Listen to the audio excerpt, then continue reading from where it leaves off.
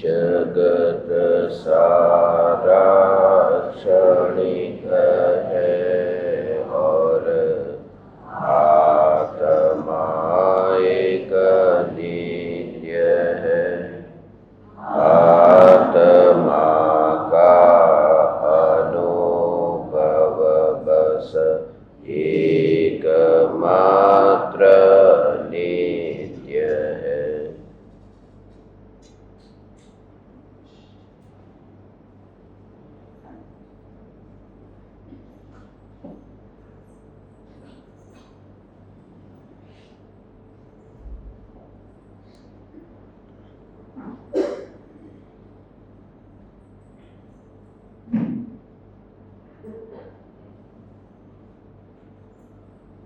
चैतन्य स्वभावी भगवान आत्मा अनादि अनंत शुद्ध चैतन्य मात्र है, ज्ञान मात्र है। मैं शुद्ध चैतन्य मात्र, ज्ञान मात्र, भगवान आत्मा हूँ।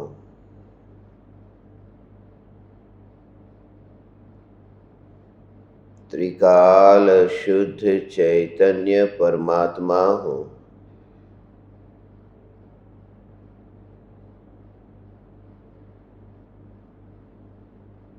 अनंत गुणाधिपति एक न्यायक देव हूँ। समस्त ऋणानुबंध से न्यारा अबंध चैतन्य परमात्म तत्व हूँ।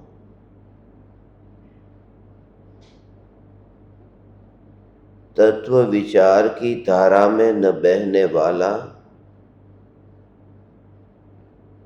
जिसमें से एक समय के लिए भी तत्व विचार पैदा नहीं होता, ऐसा तत्व मैं हूँ। विचार अनित्य है, तत्व नित्य है।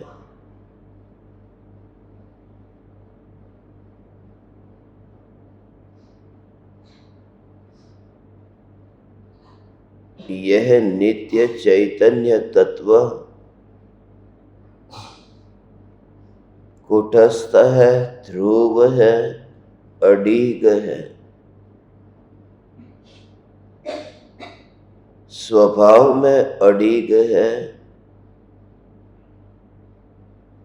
इसलिए मैं अनुपम तत्व हूँ। न्यायक न्यायक न्यायक की सत्ता के अतिरिक्त परिणामों में जिसका विस्तार नहीं होता है,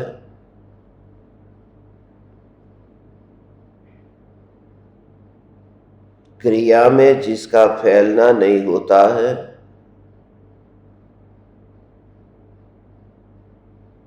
ऐसा त्रिकाल सिमंदर चैतन्य परमात्मा मैं हूँ।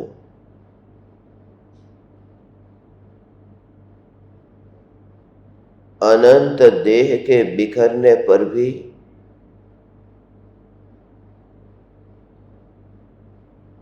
जो सत्ता बैर बिखेर नहीं हुई, जो सत्ता दुखी नहीं हुई, जो सत्ता ज्ञान से ही भरपूर रही, ये सत्ता मैं हूँ।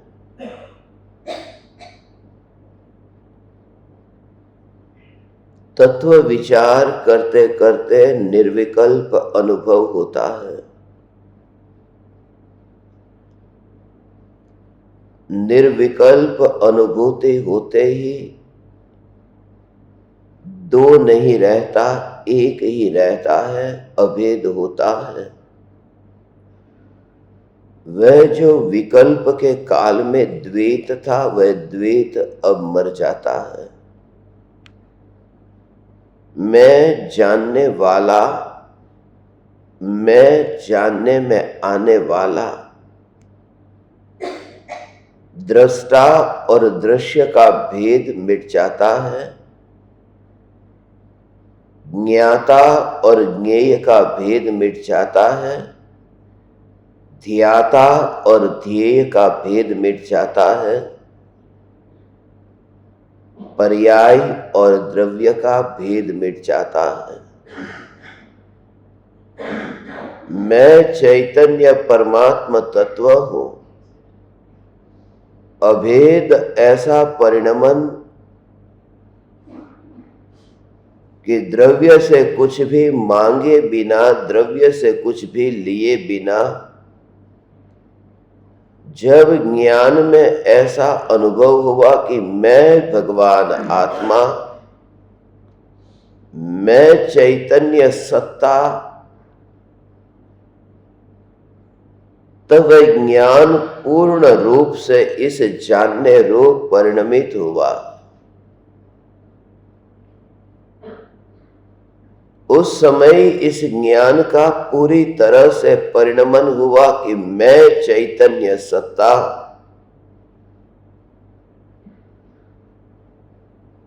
परिणमन में भी सत्ता, ऐसी चैतन्य सत्ता। परिणमन हुआ, मगर परिणमन के काल में परिणमन को गौण करके, पुरुषार्थ के काल में पुरुषार्थ को गौण करके,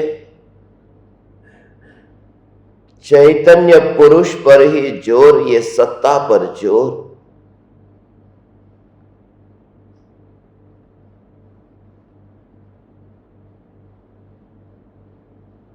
मटके की अवस्था के काल में मटके को दूर किए बिना ही वहां मिट्टी को देखा, इसलिए मिट्टी को देखा क्योंकि यह पहले से ही पता था कि यदि मैं मटके को ही देखता रहूंगा तो थोड़ी ही देर में यह मटका नीचे गिरेगा, फूटेगा। जब मटका फूटेगा तो तड़प होगी, दुख होगा। यदि मिट्टी को ही देखो तो मिट्टी फूट नहीं सकती, मटका फूट सकता है।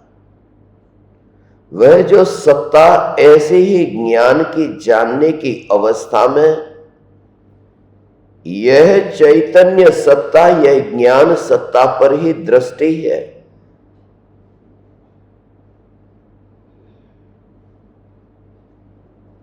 इसलिए अब मटके को संभालने में इतना समय नहीं गवाता, मटके को संवारने में भी इतना समय नहीं गवाता। मटके के संकल्प विकल्प में अब नहीं फंसता, क्योंकि मटके में से सुख लेना नहीं है तो अब मिट्टी के रूप में देखने में तकलीफ क्या है। यदि पानी भरना है तो मटका चाहिए,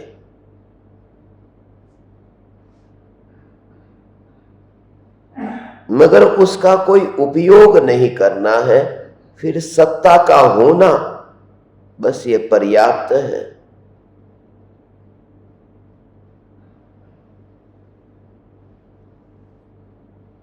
और अंत समय तो ऐसा कि ये सत्ता है, उतना भी विकल्प क्यों, वहां पर भी उस सत्ता में भी निर्विकल्प है।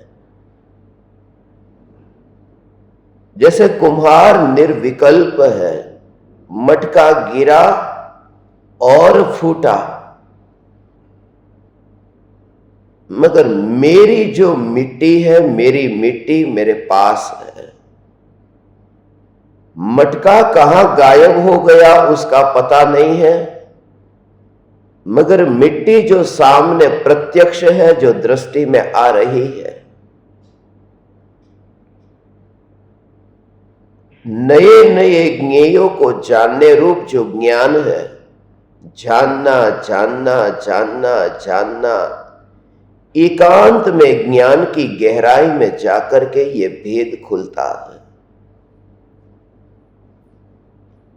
चैतन्य तत्व विचार के दौरान ये भेद खुलता है।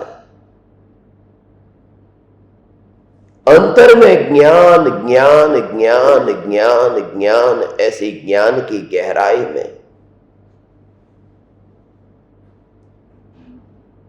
फिर वहां पर्याय नहीं दिखती है।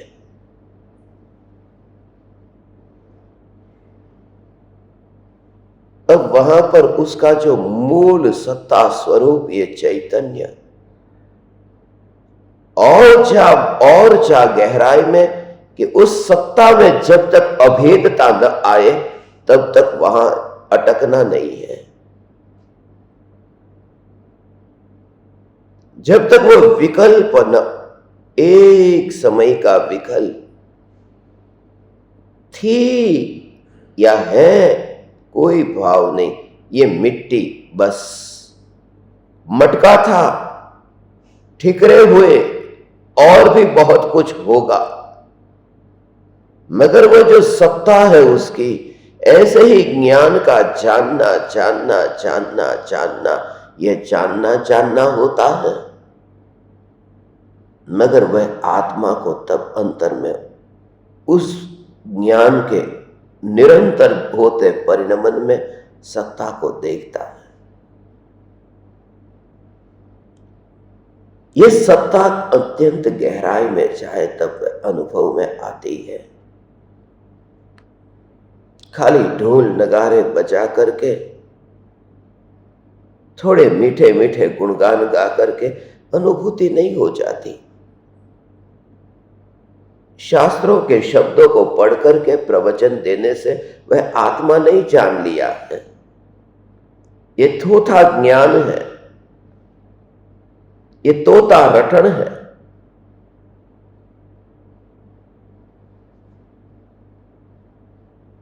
यही तो कारण है कि बस वाणी में बोलना आ जाए कि मैं आत्मा हूं, शरीर मेरा नहीं है। 5-10 लोगों को इकट्ठा कर दिया, शिष्य इकट्ठे हो गए और मान लिया कि मैं ज्ञानी हूं। उस ज्ञान की गहराई में, उस शून्यता में पूर्णता का अनुभव जब हो, उस निर्विकल्प में सत्ता जैसे सिद्ध परमात्मा, यहीं पर ही सिद्ध परमात्मा, ऐसा अहोभाव जगे।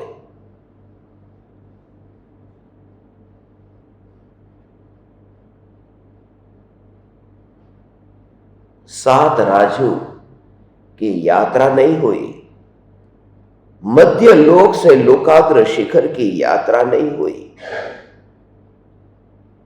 मगर जो पर्याय पर बैठा था अब द्रव्य पर बैठ गया, इतनी यात्रा हो गई। उन्हीं आंखों से देखता है, आंखें कहीं बाहर से नहीं लाई, देखने का ढंग बदल गया। उन्हीं आंखों से देखा, जिन आंखों से मटके को देखता था उन्हीं आंखों से अब मिट्टी को देखता है। न तो आंखें बदल गई है, न तो सामने जो वस्तु है वह वस्तु बदल गई है। जैसे ही यहां पर नजरिया बदल गया, बस वही तो है। नजर को नहीं बदलना है, नजरिए को बदलना है।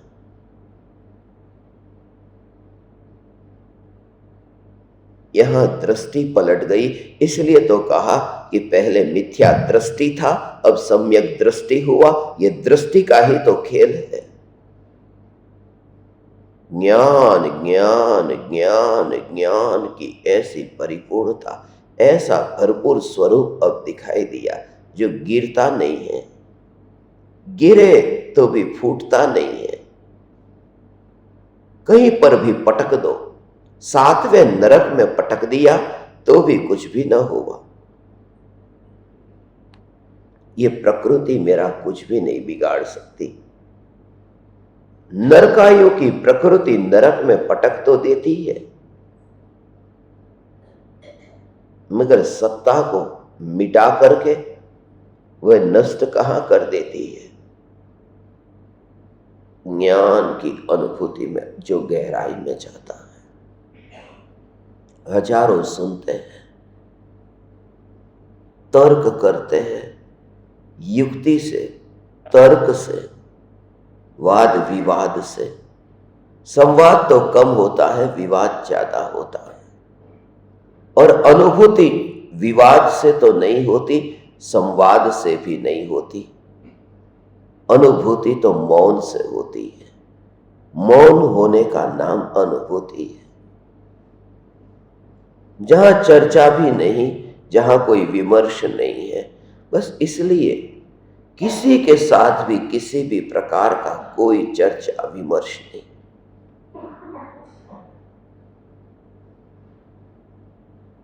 शंका भी नहीं, आशंका भी नहीं, कुशंका भी नहीं, बस सत्ता है। इस सत्ता को देखा कि समाधान मिल गया। गुरु का गुरु तो यहीं बैठा था, मैं गुरु के चरणों में मस्तक झुकाता था। यह परम गुरु तो यहीं पर ही बैठा था, मैं कहां बाहर देख रहा था। परम गुरु तो आत्मा का स्वरूप है। यही तो कारण है ज्ञानियों ने कहा सहजात्म स्वरूप परम गुरु। यही परम गुरु है। ज्ञान की अनुभूति में न खून है, न मांस है, न हड्डी है। देह के परमाणु है ही नहीं। कोई देह की रचना, देह के आकार प्रकार, देह की परिणमन, देह की जो भी रूप रेखाएं, जब देह ही मैं नहीं हूं तो देह का रूप भी मैं नहीं हूं, देह की रेखा भी मैं नहीं हूं। फिर वह हथेली को देखता है, रूप को देखता है, हथेली पर बनी हुई रेखा को देखता है, मगर भीतर में जागृति है कि मेरे को तो न रूप है न रेखा है, क्योंकि मैं अरूपी हूं। रूप है कहां? मैं तो अखंड हूं, यहां तो कोई रेखा नहीं है। यहां तो एक ही अखंड चिन्ह है, यह चैतन्य चिन्ह है।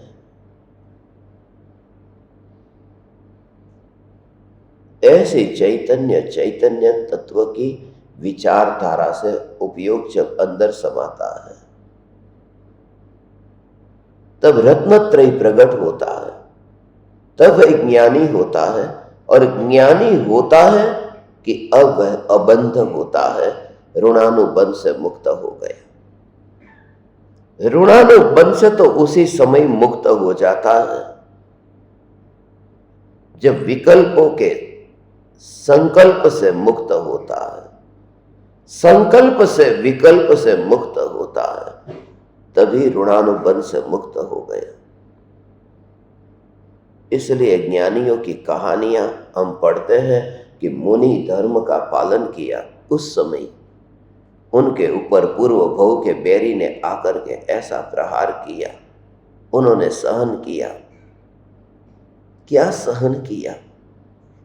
उस ध्यान की गहराई में कभी विचार भी आता है? सुई चुभती है और ऐसी वेदना होती है। सुई तो क्या, एक मक्खी भी बैठ जाए तो भी चैन नहीं पड़ता।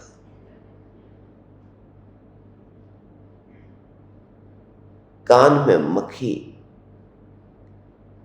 गुनगुनाहट करती हो तो भी चैन नहीं पड़ता। अंदर नहीं घुसेगी, जगह ही नहीं होती मक्खी अंदर चली जाए, मगर फिर भी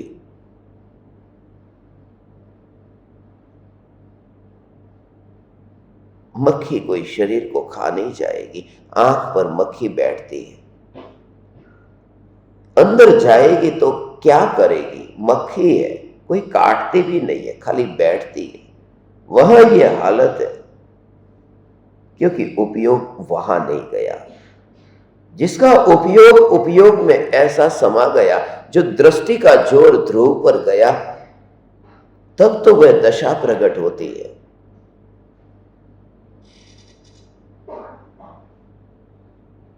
तभी तो वह दशा प्रकट होती है।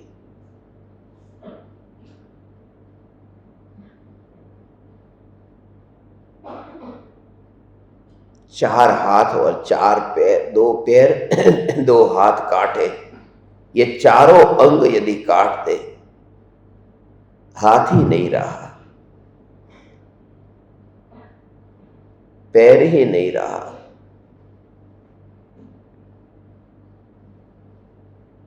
लूला हो गया, लंगड़ा हो गया। दुनिया तो यही देखेगी ने कि एक नंगा आदमी वहां बैठा है, लूला भी है और लंगड़ा भी है, मगर वह तो केवल ज्ञानी लोकालोक को जानता है।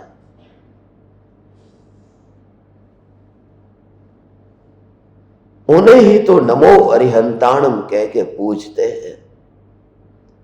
चमड़े को देखे कि एक सुई चुभती है तो ये हालत है, जब पूरे पैर ही काट दिए जाए, हाथ ही काट दिए जाए,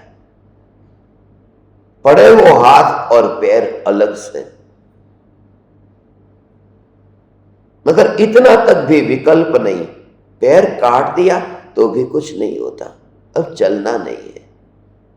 ऐसे ही उतर जाते हैं जैसे कोई जूते को उतार देता है। मगर वहां पर भी इतना तो विकल्प आता है कि मैंने जूते को उतार दिया है, कभी पहना था। यहां तो पैर को उतारता नहीं है, यहां तो यह कि सत्ता में से समय ही कहां है बाहर आने का। ऐसा ज्ञानी ऋणानुबंध से मुक्त है। उस ज्ञानी को अब बंध नहीं है। वो घर में बैठा हुआ भी अबंध है। वो परिवार के साथ में रहता हुआ होने पर भी वह परिवार में है ही नहीं, कोई बंधन नहीं है। दुनिया की नजरों में बंधन है, वहां बंधन नहीं है। जहां वो वास करता है यह सत्ता मुक्त है। कैसे बांधेंगे कोई? मुट्ठी में बांध दो तुम आकाश को, खाली आकाश है, थोड़ा आकाश मुट्ठी में बांध दो, आ ही नहीं सकता। वो कैसे समाये उसमें समाया नहीं जा सकता। बस वहां पर अनुभव होता है। कोई मित्र जा रहा है सागर के किनारे पर टहलने के लिए और उसे कह दिया कि जाओ, मैं तो नहीं जा सकता। मगर ये रही लकड़ी की पेटी, सागर की, वहां की जो मीठी मंद मंद हृदय को भाने वाली ठंडी ठंडी जो हवा है, उसे इस लकड़ी की पेटी में भर करके लेके आना। मैं वहां तक नहीं जा सकता, मगर उस हवा का अनुभव मैं करूं। आ ही नहीं सकती, उस हवा का अनुभव हो सकता है, मगर उसे लकड़ी की पेटी में भरा नहीं जा सकता। अनुभूति के लिए उस स्थान पर पहुंचना जरूरी है। इसलिए गुरु की वाणी की ये लकड़ी की पेटी में वह अनुभूति बाहर नहीं आती है। सिर्फ इतनी पुकार हो सकती है कि तुम भी उस सागर में आ जाओ, जिस सागर में वहां पर ये ठंडी हवा बहती है। उसी का नाम ये शांत ज्ञान की धारा है और उस धारा में ज्ञान की सत्ता की अनुभूति है भगवान। तब ज्ञानी को बंध नहीं है, ज्ञानी अबंध है। ज्ञानी अबंध है, अब हथकड़ियों को नहीं पहनता। अब तो निर्जरा होती है, पाप करे तो भी निर्जरा होती है। अब युद्ध करे तो कर्म जरते हैं। वहां तो स्नान हो रहा है, कर्मों के मैल आत्मा से अब दूर हो रहे हैं। युद्ध करते समय ऐसी वह दशा है। अब स्नान करता है, अब वो मंदिर में नहीं बैठता है, अब वो मस्जिद में नहीं बैठता है, अब वो गुरुद्वारा में नहीं बैठता है, चर्च में नहीं बैठता है, अब वो तीर्थों पर पहाड़ पर नहीं जाता है।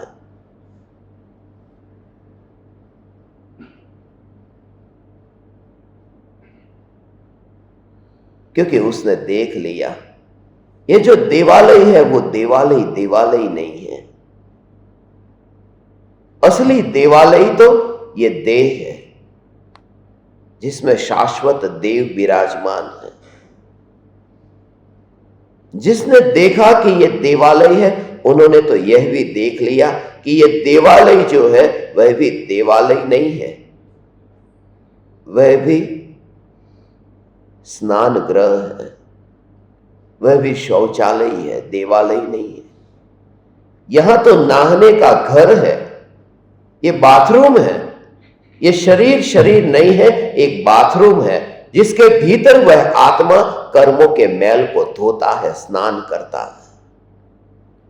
बाहर से देखे तो बदबू वाला शरीर है, मगर भीतर में देखे तो ऐसा ही यह रूप है। इसलिए तो कहा है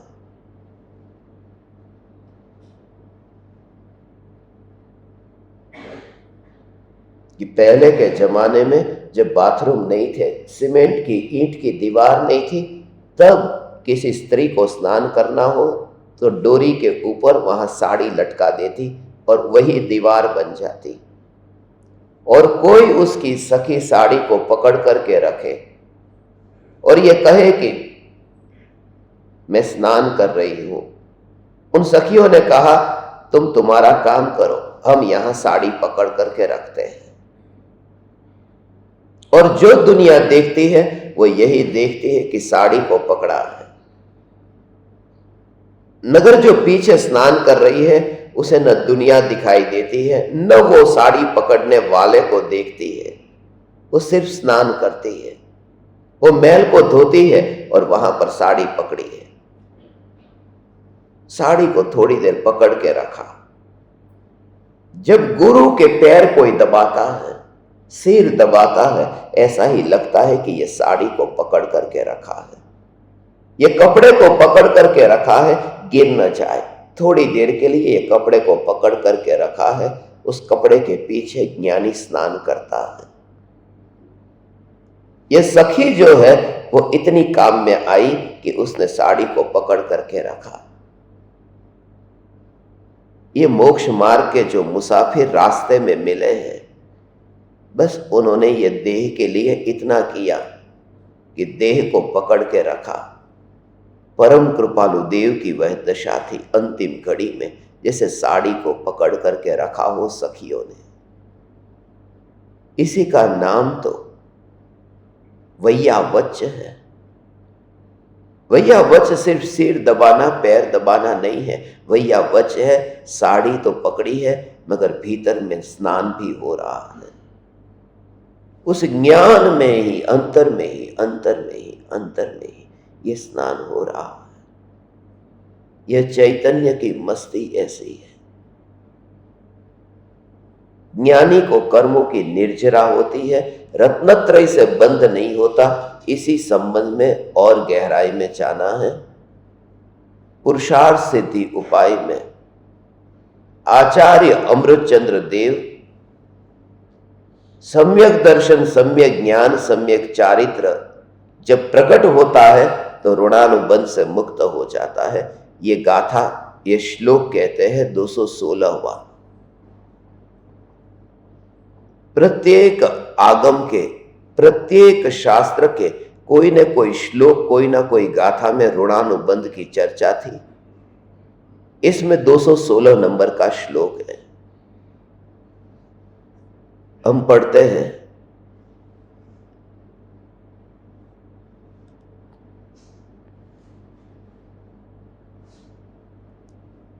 दर्शनमात्म विनिश्चितिरात्म परिज्ञान मिष्यते बोध स्थितिरात्मनि चारित्रम कुत एतेभ्यो भवति बंध।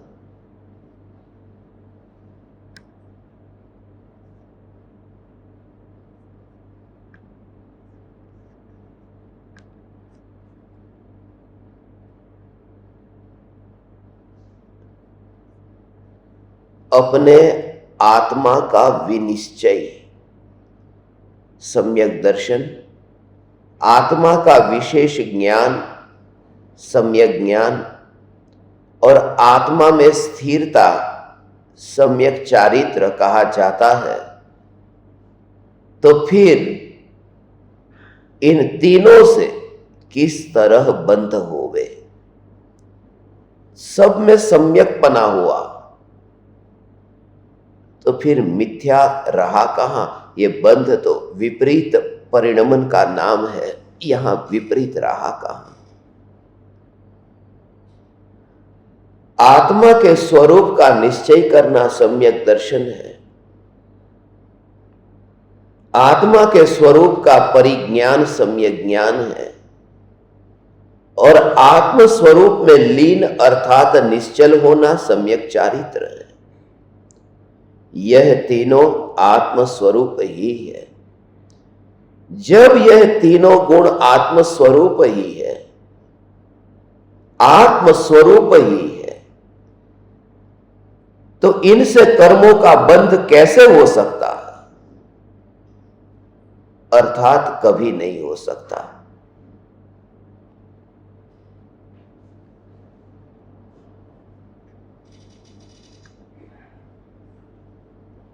ये जो भाव रत्नत्रय की महिमा बताई,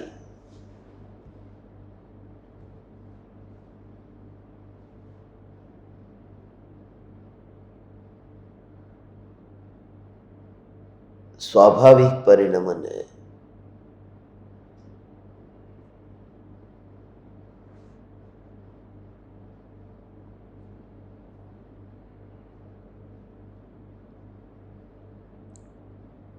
स्वाभाविक परिणमन यदि स्वभाव ही भटकाने लगे तो फिर मुक्त होने का उपाय ही नहीं रहेगा।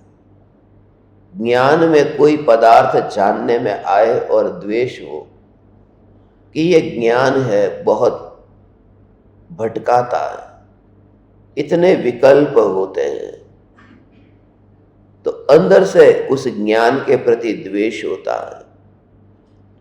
मैं जगत को जानता हूं इसलिए ये द्वेष है, जगत को जानता हूं इस वजह से राग है। मगर जानना तो स्वभाव है और स्वभाव से बंध नहीं होता। स्वभाव यदि बंध का कारण बने तो स्वभाव अनंत काल तक छूटता नहीं है, तो अनंत काल तक बंधन भी छूटेगा नहीं, क्योंकि स्वभाव कैसे छूटेगा? इसलिए ज्ञानी को बंध नहीं होता। तो बंध नहीं होता कि तीर्थंकर प्रकृति तो ज्ञानी को बनती है न, ज्ञानी को तीर्थंकर प्रकृति नहीं बनती है। तीर्थंकर प्रकृति जो बनती है वो उन पर्यायों को बनती है जिन पर्यायों ने विकार किया है, ज्ञानी ने विकार नहीं किया है। यही तो है कि ज्ञानी ने विकार नहीं किया है। ज्ञानी मात्र ज्ञाता दृष्टा है, बंधन का ज्ञाता है और मुक्ति का ज्ञाता है। वो जो ज्ञान जहां पर है उस ज्ञान में न बंध है न मोक्ष है। यद्यपि परिभ्रमण हुआ है, एक श्रद्धा विपरीत थी और पूरा आत्मा संसार में भटका है, मगर उस भटकने के काल में भी उस स्वभाव को विस्मृत न होना, उस स्वभाव को भूलने न देना, यही तो जागृति, यही तो धर्म है, सुरक्षा है न। बस मैं जहां हूं वहां सुरक्षित हूं। मैं जहां हूं उतना और गहराई में जाता है, और चैतन्य में जाता है। मैं सदा सुरक्षित हूं। एक श्रद्धा विपरीत थी और सारा आत्मा संसार में भटकता था। एक गुण है श्रद्धा और भटकता है पूरा आत्मा। सिर्फ दर्द हो रहा था सिर में और घूमने जाना था, पूरा शरीर घर पर बैठा रहा। एक अंग में बीमारी थी मगर सारा शरीर घूमने न जा सका, क्योंकि एक सिर के साथ पूरा शरीर अभेद है। ये श्रद्धा और अनंत गुण एक अभेद है। इस वजह से एक श्रद्धा की भूल के कारण पूरे आत्मा को संसार में भटकना पड़ रहा है। मिथ्यात्व छूटा, सिर दर्द छूटा कि अब घूमने जा सकता है। यही तो है, एक अंश में दोष व अंश का नहीं है, अभेदता उसमें छुपी है। नाव में यात्रा कर रहे हैं, सभी यात्री सवार हैं। एक आदमी ने नाव में छेद करना शुरू किया। सब चिंतित हुए कि ये क्या कर रहा है, पागल हो गया है। उसने कहा तुम अपना काम करो, मैं अपनी जगह पर छेद कर रहा हूं, तुम्हारी जगह पर नहीं कर रहा हूं। मगर उस जगह पर छेद करने से वही नहीं, सारी नाव डूबेगी, क्योंकि वो अभेद है। एक श्रद्धा का विपरीत परिणमन भटकाता है, अभेद है। मगर जो गहराई में गया, जो अब उस किनारे पर नहीं रहा, विकल्पों के किनारे से देह के वस्त्र को बाहर ही उतार करके अब अंदर गया है। विकल्प में नहीं खेलता है, वो सागर की गहराई में गया है। जो विकल्प में खेलते हैं कि मैं निर्विकल्प हूं, ऐसे विकल्प में खेलते हैं। विकल्प दुख स्वरूप है, मैं विकल्प नहीं हूं, ऐसे विकल्प में जो खेलते हैं, ये भी विकल्प में ही खेलते, तब उन्हें शांति तो लगती है, मगर वे किनारे पर है। उन्हें कुछ मिलता तो है, ऐसा ही लगता है कि मिल गया मोती, चमकता हुआ, मगर वह मोती नहीं है, वह सीप है। सागर के किनारे पर वहां सीप होते हैं, किनारे पर दिखाई देते हैं चमकते हुए, सूर्य की किरण ऊपर पड़ती है कि अरे मैंने चमकता हुआ पा लिया। मगर किनारे पर हमेशा सीप मिलेंगे, मोती न मिलेंगे। मोती के लिए सागर की गहराई में जाना होगा। उस चैतन्य सागर की गहराई में जब जाता है, तब वह अतीन्द्रिय आनंद के मोती प्राप्त होते हैं। तब उन विकल्पों के किनारे का रस छोड़ना होगा, और वो वही तुम्हें कहेगा कि जा। गुरु और कुछ भी नहीं है, गुरु सिर्फ एक धक्का देता है कि जा तू अब वहां। बस जो भय था वह भय अब चला गया। एक साहस दिखा, तू साहस, तू मरेगा नहीं, तू तो जीवन को पाएगा। ऐसा ये चैतन्य चैतन्य चैतन्य परमात्मा, ये अमृत वचन है, ये वचनामृत है।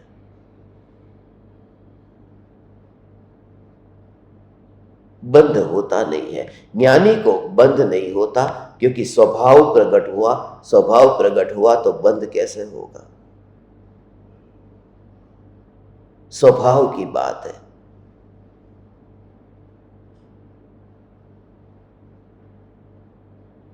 अब वो पक्ष में नहीं बैठा है, वह विपक्ष में नहीं बैठा है, वह स्वभाव में है।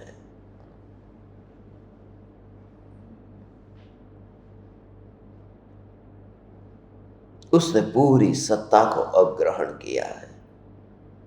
अंधा था तब तक बस उतना ही मानता था कि मैं निर्विकल्प हूं, मैं शुद्ध हूं, मैं बुद्ध हूं।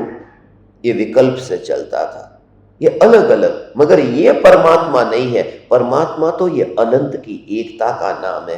पूरा वैभव जहां समाया है, लोकालोक जिसके ज्ञान की एक समय की पर्याय में झलकता हो, लोकालोक जिसके ज्ञान की एक समय की पर्याय में सहज प्रतिबिंबित होता हो, ऐसे ज्ञान की अवस्था में भी रस न लेकर के जो न्यायक के वैभव तक पहुंचा है, उसने पाया। वो वहां से न्यायक में आया। वो वहां पर एक अंश को पकड़ता नहीं है, वह पर्याय को नहीं पकड़ता है। ये तो अंधे लोग पकड़ते हैं।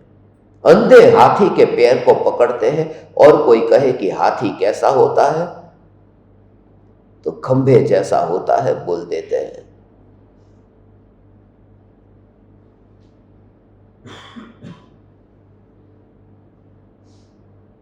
उसे पता ही नहीं है। कान को पकड़ लिया, कोई कहे हाथी कैसा होता है कि पत्ते जैसा होता है। अंग को पकड़ लिया, मगर आंख वाला ये देखता है। अंधा अंग को पकड़ता है, आंख वाला हाथी को देखता है। जब अंतर में ज्ञायक में जब अंतर में डुबकी लगी, पूरा विराट सर्वांग स्वरूप दृष्टि में आता है। तब वह एक एक अंग को नहीं पकड़ता है, क्योंकि आंख आई है, अब वो दृष्टि आई, अब वह सोचता भी नहीं है, सोचने की जरूरत भी नहीं है, तत्व विचार गया। जब तुम विचार करोगे, विचार करते करते एक समय ऐसा आएगा, उसी का नाम अनुभूति है, जब विचार को खोजने पर विचार नहीं मिलता। यात्रा कहां से शुरू हुई थी और कहां खत्म हुई, तुम्हें पता भी न चलेगा कि कहां से कहां आ गया मैं।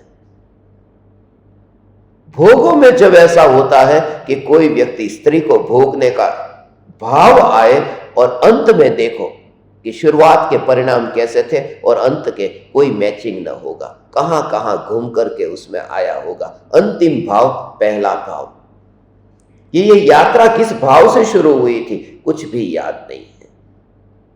जब भोगों में कुछ याद नहीं है, ये तो परम उपभोग है, वहां पर वो विचार का कुछ भी नहीं पता। वहां फिर अंतर में इतनी निर्विकल्प अनुभूति कि विचार से यात्रा प्रारंभ हुई थी, वह भी नहीं पता। इसलिए यह सत्य है, विचार से यात्रा प्रारंभ होती है, ध्यान से पूर्ण होती है। मगर पूर्णता जब होती है तब आरंभ का विकल्प नहीं आता। पूर्णता जब होती है तब पूर्ण का विकल्प नहीं आता, सिर्फ अनुभूति होती है पूर्ण की, विकल्प नहीं होता। ऐसा यह सम्यक दर्शन का, अनुभूति का स्वरूप है भगवान। सम्यक दर्शन, सम्यक ज्ञान और सम्यक चारित्र, ये स्वाभाविक पर्याय है। ये स्वाभाविक पर्याय इसके कारण बंध नहीं होता। स्वभाव बांधता नहीं है, वो तो रक्षक है। जो रक्षक है वह भक्षक हो जाए तो फिर सुरक्षा का कोई उपाय नहीं। सम्यक दृष्टि इसी वजह से तो निर्भय रहता है, किसी पराये के कारण नहीं, कि मैं एक ऐसे किले में रहता हूं जहां पर कोई भी शत्रु आ नहीं सकता। मैं एक ऐसी गुफा में रहता हूं कि जहां पर कोई पशु आ नहीं सकता। मैं एक ऐसे महल में रहता हूं कि जहां पर कोई भी शत्रु अंदर आ नहीं सकता। मैं वहां रहता हूं, मैं निर्भय हूं।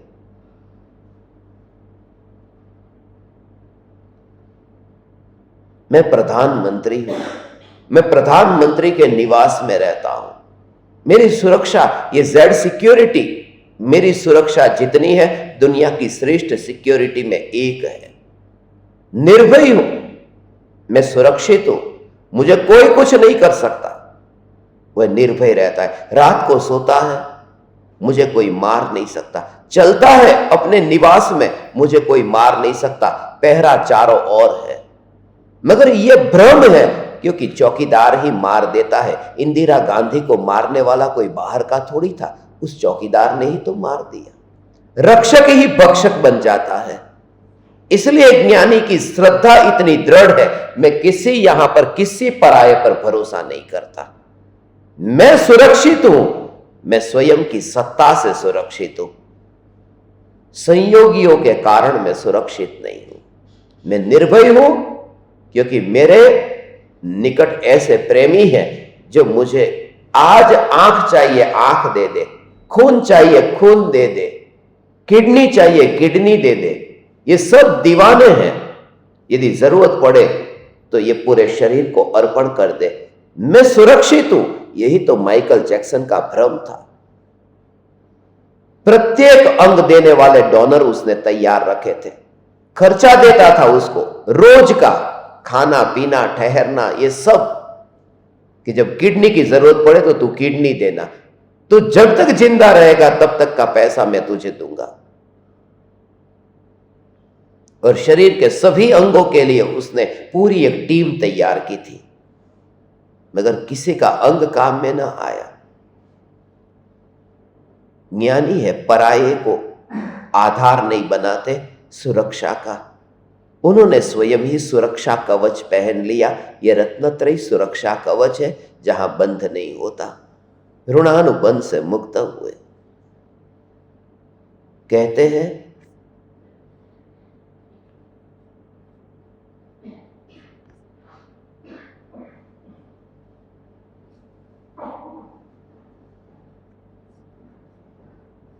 ये पुरुषार्थ सिद्धि उपाय है। 216वां ये जो श्लोक है,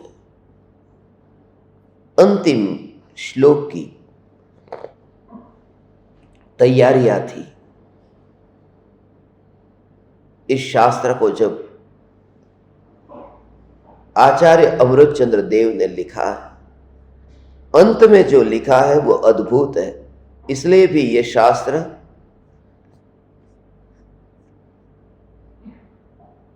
गुरुदेव के प्रिय ग्रंथों में से एक ग्रंथ था, ये पुरुषार्थ सिद्धि उपाय।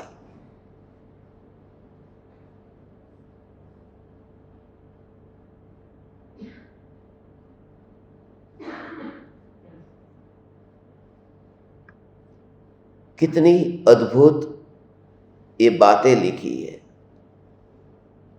और अंत में ये सब लिखने के बाद में तुम्हें विचार आए कि ज्ञानी अबंध क्यों रहते हैं,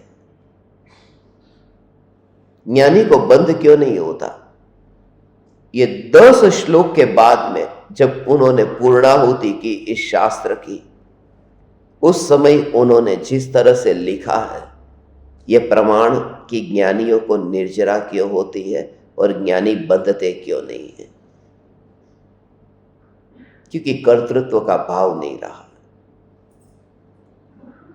अंत में उन्होंने लिखा है, इसलिए उसको जोड़ के कहता हूं। जब शास्त्र पूरा हो गया, वर्णे कृतानि चित्रे पदानि तु पदे कृतानि वाक्यानि वाक्ये कृतम पवित्रम शास्त्र मिदम न पुनस्मरामि। ये शास्त्र अब पूरा किया ना, तो ये लिखते हैं, अनेक प्रकार के अक्षरों से रचे गए पद, पदों से बनाए गए वाक्य है, और उन वाक्यों से फिर यह पवित्र पूज्य शास्त्र बना है। हमारे द्वारा कुछ भी नहीं किया गया। ऐसा ही ये ज्ञानियों की विशेषता है, ये समझने जैसा है, ये ज्ञानियों की विशेषता है, उसमें ये समझो।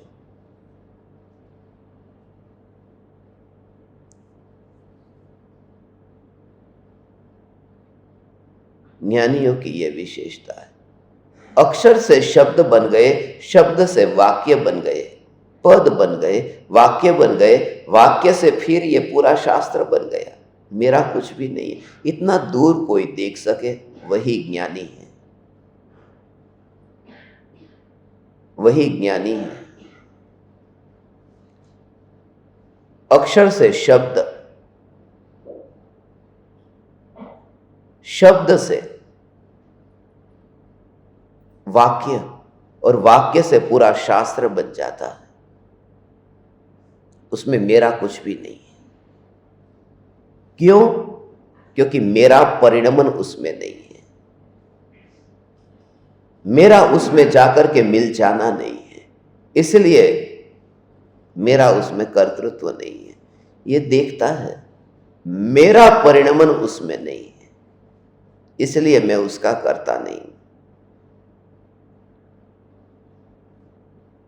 हर एक बात में ये समझना, ये टकरा रही है वाणी, उसमें मेरा परिणमन नहीं है।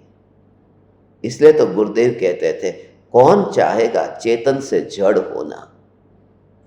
पूर्णानंद स्वरूप परमात्मा तू है अभी 5 शास्त्रों को जानने वाला, और कोई तुझे कहे कि तू 2 शास्त्रों को जानता है तो तुरंत ही करेक्ट कर देता है। मैं 1500 शास्त्रों को कंठस्थ करके बैठा हूं, और किसी सभा में किसी ने कह दिया कि 1000 शास्त्र इनको कंठस्थ है, तो किसी ने करेक्ट किया, नहीं नहीं 1500 शास्त्र, कम मत करो, क्योंकि इतना ऊंचा ज्ञान उसको तुमने नीचा वाला क्यों बताया। और गुरुदेव ये कहते हैं कि वह ज्ञान, क्षयोपशम ज्ञान जो थोड़ा ज्यादा था अब थोड़ा कम हो गया, उसमें तुम्हें लगता है कि नीचा हो गया। अब जरा विचार करो कि पूर्णानंद, ऐसा पूर्ण ज्ञान स्वरूप, ये सर्वज्ञ परमात्मा, सर्वज्ञ शक्ति वाला ये भगवान, ये सर्वज्ञ और ये वाणी, इसका मतलब ये कि तुमने सर्वज्ञ को वाणी में नाप दिया, माने चेतन परमात्मा सिद्ध को वाणी में नाप दिया, जड़ में नाप दिया। तुम ऊंचे ज्ञान से नीचे ज्ञान में नहीं आना चाहते, यहां तो परिपूर्ण ज्ञान से जड़ में चले गए, वाणी में चले गए, जड़ में चले गए। इसलिए ऐसा कौन ज्ञानी होगा जो अपनी चैतन्य सत्ता को मिटा करके जड़ होना चाहे? ये इसलिए ये तुम लेडीजों को खास करके ये गुदगुदी जो होती है, उछल कूद जो होती है कि मैंने ये हलवा बना दिया, जागृति रहे। घी मिल गया, बादाम मिल गई, काजू मिल गया, आटा मिल गया और हलवा बन गया, इसमें मैंने क्या किया? ये जो अहंकार पैदा होता है ना, उस पर ऑपरेशन करना। मैंने क्या किया?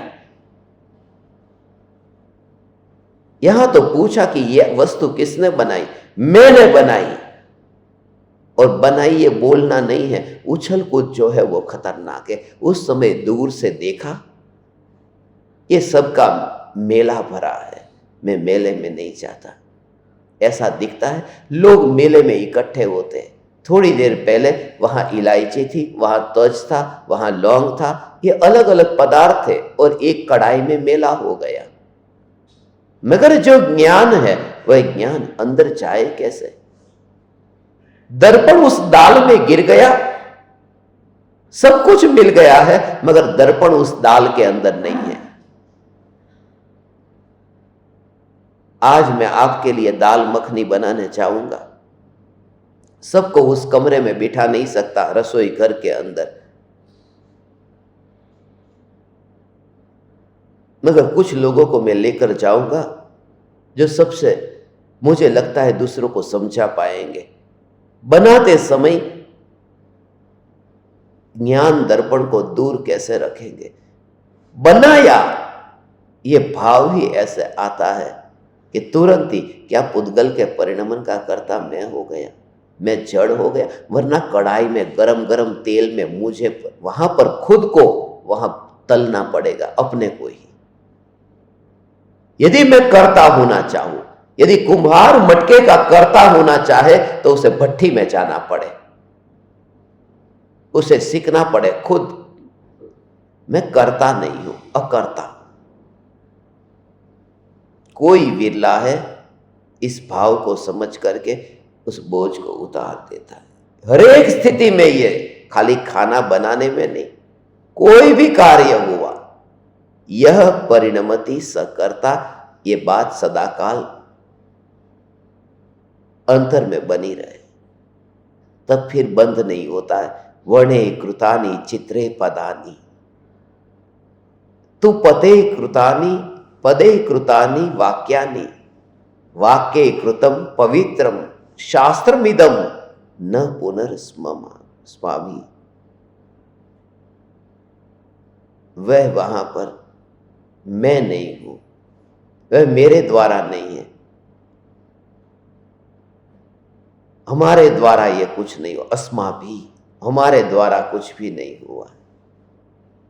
और अंदर में अनुभव भी होगा ऐसा, राग आएगा, प्रेम आएगा, मगर प्रेम का भी कर्तृत्व नहीं होगा। वो अंतर में जो अनुभव में आ रहा है, वो बह गया होता, चला गया होता तो ये कौन है? ऐसा ये चैतन्य स्वरूप, वह चला गया होता तो ये कौन है? इतना ही समझ ले, बस अकर्ता भाव प्रकट हो गया। ऐसा ही अकर्ता भाव,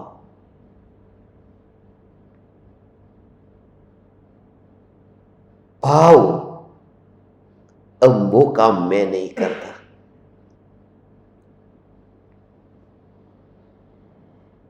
ये तो आप इतने अत्यंत भाव से आए हैं न, तो राग आता है।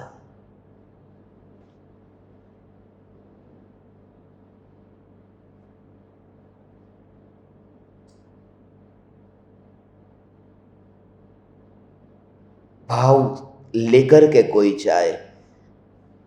महावीर भगवान के समूह शरण में मेंढक गया था, मुंह में फूल लेकर के गया था।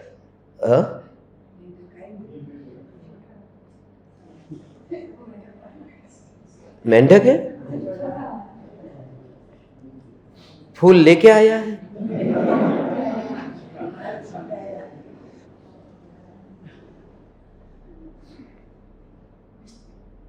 मुझे वही मेंढक दिखाई दिया था।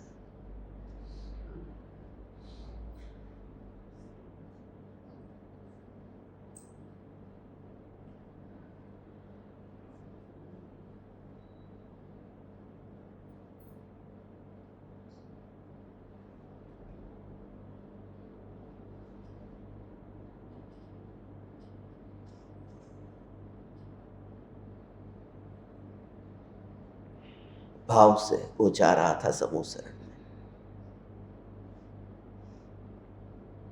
ऐसा बहुत बार हुआ है। इसी जगह पर मैंने कहा यहां सांप आ जाए तो, और किसी ने कहा आपके पास सांप देखो।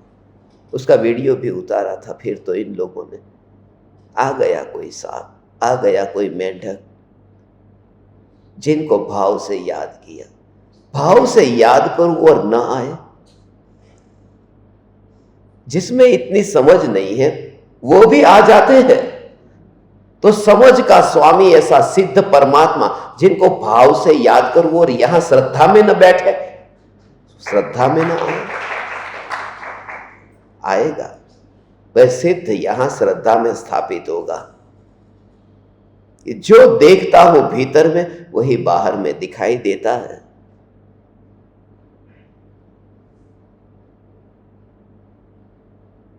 बहुत अद्भुत राज है ये, समझने वाला कोई चाहिए।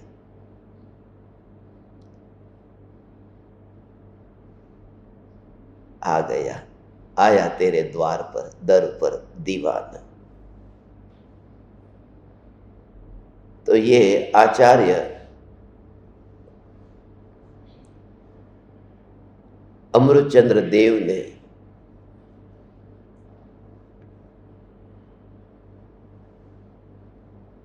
इस श्लोक में सम्यक दर्शन, सम्यक ज्ञान, सम्यक चारित्र, आत्मा में अपनापन, ये सम्यक दर्शन, आत्मा में ज्ञान का अभेद होकर जानने रूप परिणमन, ये सम्यक ज्ञान, और उसी आत्मा में स्थिरता, लीनता, ध्यान, वितराग परिणति, शुद्ध परिणति, यही सम्यक चारित्र, ये वर्णन किया। और उससे बंध नहीं होता है, क्योंकि स्वभाव है, उससे बंध नहीं होता। और यही ऋणानुबंध से मुक्त होने का एकमात्र उपाय है। अभी हम थोड़ी देर में मिलेंगे गुरुदेव के आज वचनामृत पर, वचनामृत के बोल।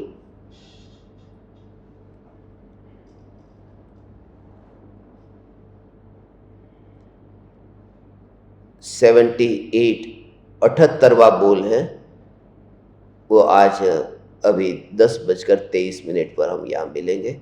अभी इतना ही।